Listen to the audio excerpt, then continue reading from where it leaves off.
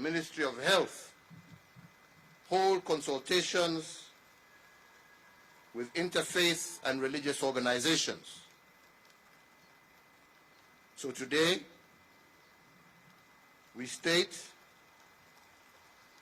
that following these consultations, within 7 days of today,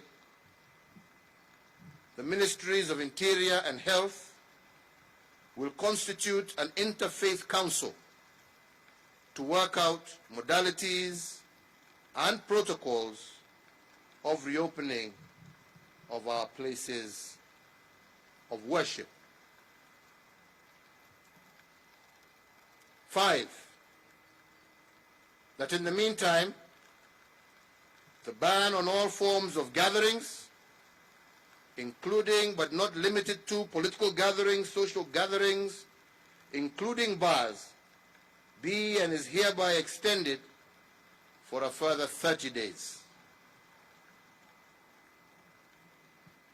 That due to the evolving nature of the disease globally, international travel restrictions are hereby extended. In the meantime, the Ministry of Transport is directed within 7 days from the date hereof to engage all key stakeholders and develop protocols and guide resumption of local air travel. That due to the increase in patterns of infections, the cessation of movement into and out of the Nairobi metropolitan area, Mombasa and Mandera be further extended by 30 days. That the nationwide dusk to dawn curfew, currently in force until today, the 6th of June 2020, is extended for a further 30 days. However, the commencement time for the same shall be varied from 7 p.m. to 9 p.m., with the end time for the same being varied from 5 a.m. to 4 a.m. Therefore, effective 7th June 2020, the nationwide dusk to dawn curfew will run from 9 p.m. in the evening to 4 o'clock or 4 a.m. in the morning. This variation should enable Kenyans to have a full workday schedule. Fellow Kenyans, recognizing the negative impact of the COVID-19 is not limited to healthcare. As I have said before, my administration has made targeted interventions to protect our economy.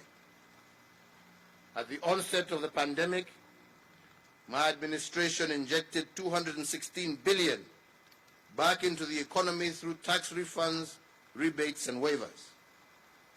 In our second phase, we have further rolled out 53.7 billion under an 8-point stimulus package to reinvigorate our economy. Each week, the government is distributing approximately 300 million shillings a week to the most vulnerable members of our society, on top of Kazi Mitaani, which is also being extended to cover more counties.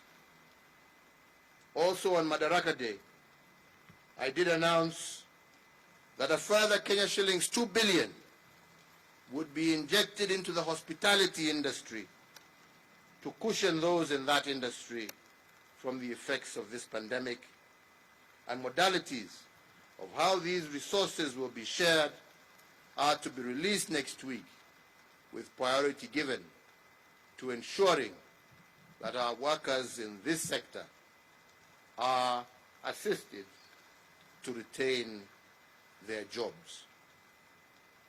Finally, I wish to assure each and every Kenyan that I shall do all that is necessary to limit the negative effects of COVID-19 on our people, our economy, and our way of life. Rest assured that my administration will continue to work to restore our lost livelihoods, our lost opportunities, and our lost wealth. As I have said before, I continue to call upon all Kenyans, particularly landlords and employers, to put people before profits during these testing times. Permit me to close by saying what I have always said, that this disease is beatable if we work together. Listen to and apply the regulations, the guidelines and protocols issued by the Ministry of Health, and let us all keep our eyes on slaying the enemy. Thank you, God bless you, and God bless Kenya. I'll take 2 questions, and then I will leave the experts who have been advising us to continue with the rest of the session. Good afternoon. Afternoon to my you, name my is friend. Gashuri from Yes, Citizen Gashuri, TV. I know you. How are you, sir? I'm well, and you? Very well. Good. I'm sure you've seen the expectations, many of them from Kenyans who are hoping that you will do something to release them. But be it as it may, the main question is the question